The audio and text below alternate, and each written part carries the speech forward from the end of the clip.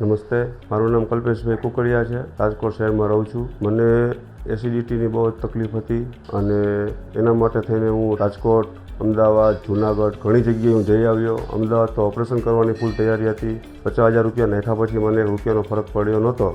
પછી રાજકોટમાં મારા એક ફ્રેન્ડ છે, એમણે મને આ નાળીરે ધીરજલાલ ભક્તિનગર સર્કલ પાસેનો મને રેફરન્સ આપ્યો અને મને કીધું કે તમે ત્યાં હાલો, તમને કોઈ ફરક પડે તો આગળ વધજો. અને હું આવ્યો, 1 મહિનાથી મેં દવા લીધી છે. મને ત્યાં 50% ઉપર ફરક છે અને મને બહુ સારું છે. કોઈ જાતની કંઈ તકલીફ નથી. બહુ શરીરમાં ખાવા પીવાની બધી છૂટ છે, મજા આવે છે. તીખું, તેલ, તળેલું બધું ખાઉં છું, છતાં કાંઈ તકલીફ થતી નથી.